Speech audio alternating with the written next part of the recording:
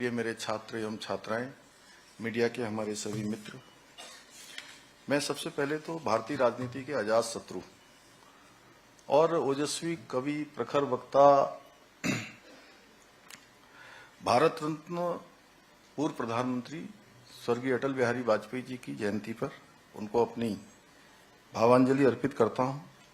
और साथ ही मैं आप सभी को आज सुशासन के प्रतीक स्वर्गीय अटल जी की स्मृति में बनाए जा रहे पूरे देश के अंदर सुशासन दिवस की भी हार्दिक शुभकामनाएं देता हूं। और ये मेरा सौभाग्य है कि देवभूमि उत्तराखंड को जिनके प्रधानमंत्री रहते हुए राज्य का दर्जा मिला, हमारे राज्य की स्थापना हुई, अटल जी के जन्मशती वर्ष के पावन अवसर पर आयोजित इस अटल स्मृति व्याख्यान माला में आप सभी के बीच में, साहित्यकारों के बीच में, रसिकों के बीच में और अनेक अनेक महानुभाव जिनका अनेक अनेक क्षेत्रों में अपना बहुत विस्तृत अनुभव है, उन सब के बीच में मुझे उपस्थित होने का अवसर हो रहा है।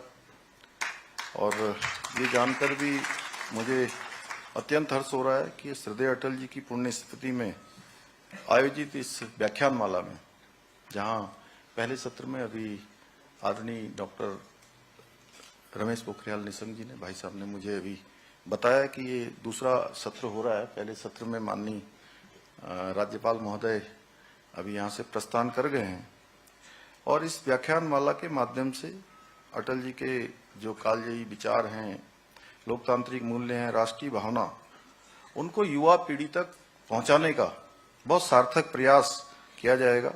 इसके साथ ही इस व्याख्यान माला में उनके व्यक्तित्व पर, उनके कृतित्व पर, उनकी दूरदर्शिता पर और उनकी तीव्र जो निर्णय लेने की क्षमता थी और उसके समकालीन जो भी संदर्भ थे, उनको प्रस्तुत करके हमारे नई पीढ़ी को, नवोदित, उदयमान, जिनको देश के विभिन्न विभिन्न क्षेत्रों में जाना है, विभिन्न विभिन्न दायित्वों, उत्तरदायित्वों का निर्वहन करना है, उन सभी को राष्ट्र भावना, राष्ट्र सेवा के पथ पर अग्रसर करने का कार्य भी किया जाएगा।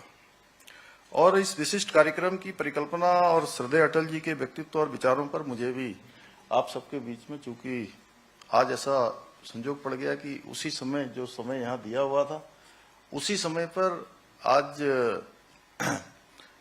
जो सांसद खेल महोत्सव था, वो उसके कार्यक्रम में भी हम सब लोगों को आज प्रधानमंत्री जी के साथ जुड़ना था।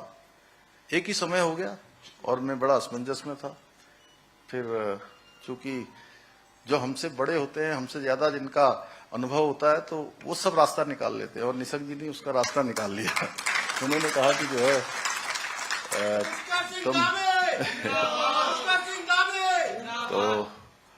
तो मैं थोड़ा इसलिए विलंब से आया, अन्यथा मुझे भी पहले ही सत्र में यहाँ पर रहना था। और अब मुझे यहाँ पर अवसर देने के लिए, अपने विचार साझा करने के लिए मैं आदरणीय डॉक्टर निशंक जी का हृदय से आभार व्यक्त करता हूँ। श्रद्धेय भाइयों बहनों, श्रद्धेय अटल जी का संपूर्ण जीवन हम सब लोगों ने बहुत पढ़ा है, बहुत देखा है, उनको प्रधानमंत्री के रूप में भी देखा है। उनके अंदर एक अटूट राष्ट्रभक्ति थी। जैसा अभी विदुषी ने बताया कि उन्होंने कहा कि हमारी अस्थियों को भी कोई कान लगाकर सुनेगा तो उसमें से भी भारत माता का उद्घोष होगा, भारत माता की जय होगी। तो ये लोकतांत्रिक मर्यादाओं के लिए, मानवीय मूल्यों के लिए उनका जीवन जीवंत प्रतीक रहा, जो आने वाली पीढ़ियों के लिए सदैव एक प्रेरणा का स्रोत रहेगा। उन्होंने एक ओजस्वी कवि के रूप में भी अपने शब्दों के माध्यम से संवेदनाओं को स्वर देने का काम किया। एक प्रखर वक्ता के रूप में अपने विचारों से और तर्कों से अपने विरोधियों का भी सम्मान अर्जित किया। और वो भारतीय राजनीति के ऐसे बिरले राजनेता थे जिनका प्रतिपक्ष के लोग भी, जो दूसरी पार्टियों के लोग थे, वह भी सम्मान करते थे।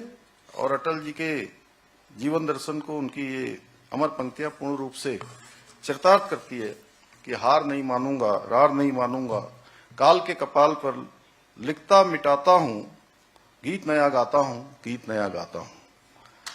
तो और मैं अभी पिछले दिनों आंध्र प्रदेश भारतीय जनता पार्टी ने पूरे राज्य के अंदर अटल मोदी सुशासन यात्रा का कार्यक्रम आयोजित किया है, जिसका आज समापन हो रहा होगा।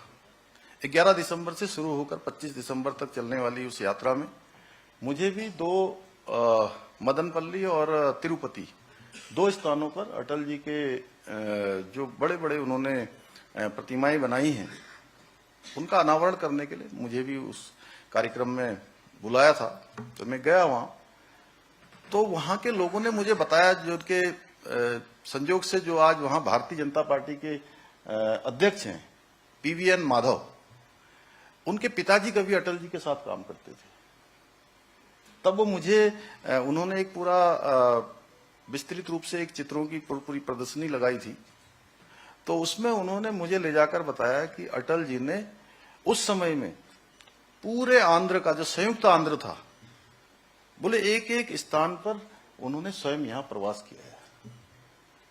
तो सच में कितना कठिन काम होगा जब उस समय में इतने साधन नहीं थे, इतनी व्यवस्थाएं नहीं थी, और एक एक व्यक्ति से उनका लगाव था। एक बड़ी पीढ़ी का, जैसा आपने अभी प्रेम बड़ाकोटी जी ने देवेंद्र शास्त्री जी का, शोभन सिंह जीना जी का, या गजेंद्र दत्त नैथानी जी का, ऐसे नाम हमारे उत्तराखंड से लिए। ऐसे पूरे देश के अंदर अनेक अनेक लोगों का जो है उन्होंने उनके व्यक्तित्व को बढ़ाने का काम किया, उनको समाज के क्षेत्र में, राजनीतिक क्षेत्र में उनको प्रोत्साहित और आगे बढ़ने का अवसर दिया। और ये जो इनकी जो पंक्तियां हैं, गीत नया गाता हूं, गीत नया गाता हूं, मुझे उनके शब्द जीवन की प्रत्येक चुनौती का सामना करने के लिए प्रेरित करते हैं, और कठिन से कठिन परिस्थितियों में भी राष्ट्र सेवा के मार्ग पर अडिग रहने का संकल्प है, उसको हमेशा स्मरण दिलाते हैं। और ये मेरे लिए बहुत सच में एक गर्व का विषय रहेगा। मैं अपने आप को सौभाग्यशाली मानता हूं कि मुझे अपने छात्र जीवन में अखिल भारतीय विद्यार्थी परिषद के कार्यकर्ता के रूप में काम करते हुए लखनऊ में अटल जी का मार्गदर्शन एवं आशीर्वाद प्राप्त करने का भी सौभाग्य प्राप्त हुआ। और उनके, जब वो लखनऊ से अटल जी लोकसभा का चुनाव वहां खड़े होते थे, उस चुनाव में एक छात्र के रूप में भी, एक विद्यार्थी परिषद के कार्यकर्ता के रूप में मुझे भी उसमें सम्मिलित होने का अवसर मिला। और उनके व्यक्तित्व में सागर जैसी अथाह गहराई थी। बहुत बार मिलते थे। ऐसा बाद में थोड़ा कठिन हो गया, लेकिन शुरुआत में बहुत आसान था। बाद में चूंकि वो दिल्ली ज्यादा रहने लगे और वो फिर अनेक जिम्मेदारियां हो गई, नहीं तो हम लोग अक्सर मिलते थे अटल जी से।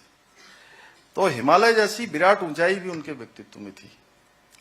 भाइयों बहनों, अटल जी ने भारत को एक सशक्त, आत्मनिर्भर और समृद्ध राष्ट्र बनाने का मार्ग प्रशस्त किया। चाहे वो पोखरण का परमाणु का परीक्षण हो, स्वर्णिम चतुर्भुज योजना हो, या प्रधानमंत्री ग्रामीण सड़क योजना हो, जिसका सबसे अधिक फायदा हमारे जैसे प्रदेशों को मिला है। हर गांव संपर्क से जुड़ गया। या दूरसंचार की क्रांति हो, उनके प्रत्येक निर्णय ने भारत को एक नई दिशा देने का काम किया। और उन्होंने ही देश में सबसे पहले जो बहुत सारे दलों की सरकार चलाने का, गठबंधन की सरकार चलाने का पूरा कार्यकाल सफलतापूर्वक पूरा करके ये सिद्ध कर दिया कि यदि नीति सही है, राष्ट्र और प्रगति के उत्थान का उद्देश्य हो, तो बहुत सारे दल मिलकर भी सरकार चला सकते हैं और सफलतापूर्वक अपना कार्यकाल पूरा कर सकते हैं। श्रद्धेय अटल जी ने देश में सेवा, सुशासन और गरीब कल्याण पर आधारित एक नई जो संस्कृति है उसका सूत्रपात किया, जिसने अंतिम पंक्ति में खड़े व्यक्ति को मुख्य धारा में लाने में बहुत महत्वपूर्ण भूमिका निभाई। उन्हीं की प्रेरणा से आज आदरणीय प्रधानमंत्री श्री नरेंद्र मोदी जी के नेतृत्व में देश में एनडीए की गठबंधन की सरकार भारत को समृद्ध, सशक्त और स्वावलंबी बनाने के लिए अनेक अविस्मरणीय कार्य कर रही है। आज प्रत्येक सेक्टर के लिए विशेष कार्य योजना बनाकर योजनाबद्ध तरीके से विकसित एवं आत्मनिर्भर भारत के निर्माण की दिशा में अनेक कार्य किए जा रहे हैं। चाहे वो स्टार्टअप इंडिया हो, वोकल फॉर लोकल हो, मेक इन इंडिया हो, स्किल इंडिया हो, स्टार्टअप इंडिया हो, डिजिटल इंडिया जैसी पहलों के माध्यम से आत्मनिर्भर भारत के स्वप्न को साकार करने की दिशा में ठोस कदम उठाए जा रहे हैं। आदरणीय प्रधानमंत्री जी के नेतृत्व में भारत ने जिस तरह से चंद्रयान 3, आदित्य L1 और गगनयान जैसी महत्वाकांक्षी अंतरिक्ष अभियानों में अद्वितीय सफलता प्राप्त की तथा स्वदेशी कोरोना रोधी वैक्सीन का निर्माण करके वैश्विक संकट से देश को बाहर निकाला, वो उनके दूरदर्शी नेतृत्व का प्रमाण था। और जो हमारी भारत की संस्कृति है, हम कहते हैं कि पूरा संपूर्ण विश्व वो हमारे घर की तरह है। अयम निजम परोवेति गणना लघु चेतसाम उदार चरित्रा नाम वसुधैव तो कुटुंबकम। तो इस भावना को चरितार्थ करते हुए जब दुनिया के देशों पर ये कोरोना का संकट था, उस समय भारत की सरकार ने दुनिया के 100 से भी अधिक देशों को कोरोना की वैक्सीन देने का काम किया, जिसने भारत के प्रति दुनिया के दूसरे देशों का विश्वास बढ़ाने का काम किया, एक भाईचारा बढ़ाने का काम किया। यही नहीं, आज भारत में जिस प्रकार से विश्व स्तरीय इंफ्रास्ट्रक्चर का निर्माण हो रहा है, उसे देखकर पूरा विश्व अचंभित है, आश्चर्यचकित है कि आज भारत इतनी तरक्की कैसे कर रहा है। छोटा छोटा ठेले वाला, रिक्शे वाला, सब्जी की दुकान वाला, चाय वाला, उसके यहाँ भी देखते होंगे। और अभी दीपावली के समय में जो हमारे कुम्हार हैं, जो मिट्टी के दिए बनाते हैं, अनेक खिलौने बनाते हैं, वो भी यूपीआई से पेमेंट कर रहे थे। और जब ये 2014 में प्रधानमंत्री मोदी जी ने इसकी बात करी थी, तो आपको याद होगा उस समय कांग्रेस के नेता चिदम्बरम, उन्होंने कहा कि आप शायद उसमें संसद में थे वो पहले कार्यकाल में, तो वो उन्होंने कहा कि ये भारत में ये डिजिटल ट्रांजैक्शन कैसे हो सकता है, यहाँ इंटरनेट एक्सेस नहीं करता है, यहाँ पर इतनी सुविधा नहीं है, लोगों के पास साधन नहीं है। लेकिन नीति और नियत और संकल्प यदि मजबूत हो तो उसमें कोई विकल्प नहीं आता है और वो संकल्प सिद्धि तक पहुंचता है। आज पूरी दुनिया का 50% से ज्यादा डिजिटल ट्रांजैक्शन आज भारत के अंदर हो रहा है। आज विश्व स्तरीय expressway, ring roads, highway, elevated road जैसी परियोजनाएं आज भारत की पहचान बन रही है। आज भारत में 99% गांवों को सड़कों से जोड़ा जा चुका है और देश में प्रतिदिन 34 किलोमीटर हाईवे का निर्माण हो रहा है। भाइयों बहनों, श्रद्धेय अटल जी का देवभूमि उत्तराखंड से बहुत अत्यंत आत्मीय और गहरा लगाव रहा है।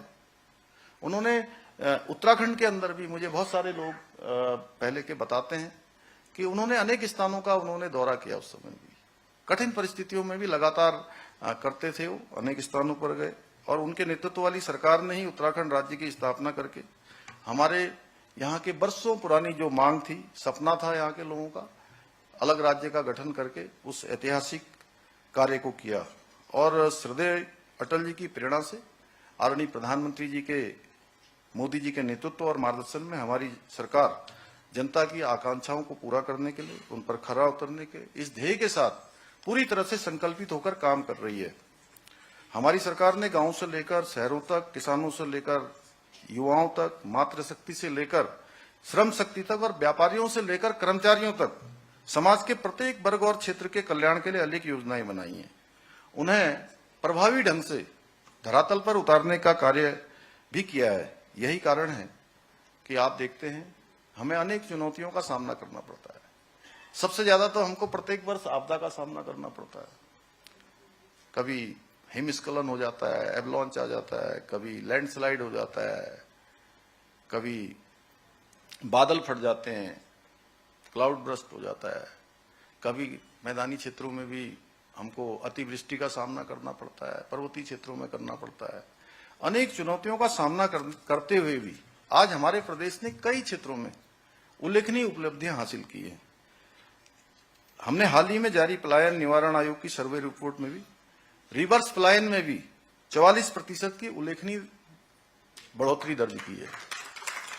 और लोग, चूंकि इतने सारे विद्वान यहाँ पर बैठे हैं, मैं थोड़ा सा इस पर जरूर बोलना चाहता हूँ कि आज बहुत सारे स्थानों पर देश और दुनिया में जो उत्तराखंड के प्रवासी हमारे भाई बहन हैं, अब वो अपने गांवों की ओर लौट रहे हैं। अपने गांवों में भी कोई न कोई प्रकल्प खड़ा कर रहे हैं, कोई न कोई काम उन्होंने शुरू किया है। अनेक स्थानों पर आज देखिए होम स्टे की एक बड़ी लंबी श्रृंखला हमारे यहाँ हो गई। मैं कल सांकरी महोत्सव में गया था पुरोला में, तो मुझे बताया गया कि कल वहां पर 100 से ज्यादा होम स्टे चलते हैं उस क्षेत्र में, और 100 के 100 होम स्टे इस समय फुल चल रहे हैं, और 2 से 2,500 लोग इस समय उन स्थानों पर आ रहे हैं। ऐसे दूर दराज के जितने भी क्षेत्रों में जाओ, हर जगह पर आज लोग बड़ी संख्या में अपने अपने गांव में आके हॉर्टिकल्चर के क्षेत्र में, एग्रीकल्चर के क्षेत्र में, या कोई अपना छोटा उत्पादन कर रहे हैं, स्थानीय उत्पाद बना रहे हैं। महिला स्वयं सहायता समूह इतना अच्छा काम कर रही हैं। तो ऐसे अनेक काम आज हम कर रहे हैं, और उससे रिवर्स पलायन भी हमारा हो रहा है, जो हमारे लिए बहुत उत्साहजनक है, और आने वाले समय में ये निश्चित रूप से बढ़ेगा। इसके साथ ही हमने किसानों के आय में वृद्धि करने में भी देश भर में अभी हमने पहला स्थान प्राप्त किया है, और आज हमारा राज्य युवाओं को रोजगार के अवसर उपलब्ध कराने पर भी, उसमें भी देश के जो अग्रणी राज्य हैं उन राज्यों में हमारा स्थान बनकर उभरा है। इतना ही नहीं, ईज ऑफ डूइंग बिजनेस में उत्तराखंड को अचीवर्स तथा स्टार्टअप रैंकिंग में लीडर्स की श्रेणी प्राप्त हुई है। नीति आयोग भारत सरकार के 2023 और 24 के सतत विकास के लक्ष्यों को प्राप्त करने के इंडेक्स में पूरे देश में हमको पहला स्थान प्राप्त हुआ है। अनेक क्षेत्रों में हमने अच्छा काम किया है। ये सभी उपलब्धियां हम लोग इसलिए प्राप्त कर सके हैं क्योंकि श्रद्धेय अटल बिहारी वाजपेयी जी ने हमें उत्तराखंड राज्य का दर्जा दिया, और आदरणीय प्रधानमंत्री मोदी जी ने उत्तराखंड को विकास की एक नई दिशा दी। आज के इस अवसर पर मैं आप सभी से भी यह आह्वान करना चाहता हूं कि हम सभी मिलकर श्रद्धेय अटल जी के आदर्शों, उनके जीवन दर्शन और उनके राष्ट्रभक्ति के मूल्यों को अपने जीवन में, अपने कार्यों में, अपने संस्कारों में उतारें, और उनके दिखाए गए मार्ग पर चलकर समाज और राष्ट्र की सेवा में सक्रिय रूप से भागीदारी करें। जहां भी हम अपना योगदान दे सकते हैं वहां अपना योगदान दें। मुझे पूरा विश्वास है कि यह मंच न केवल अटल जी की महान विचारधारा को जन जन तक पहुंचाने का माध्यम बनेगा, बल्कि आने वाली हमारी युवा पीढ़ियों के लिए राष्ट्र सेवा की भावना को उनके अंदर जागृत करने में भी बहुत महत्वपूर्ण भूमिका निभाएगा। इसी विश्वास के साथ मैं पुनः हमारे प्रेरणा स्रोत श्रद्धेय अटल बिहारी वाजपेयी जी को सादर नमन करते हुए और उनके द्वारा रचित मेरी पसंदीदा कविता के साथ मैं अपनी वाणी को विराम दूंगा। मेरे प्रभु मुझे इतनी ऊंचाई कभी मत देना, गैरों को गले न लगा सकूं, इतनी रुखाई कभी मत देना, इतनी रुखाई कभी मत देना। धन्यवाद।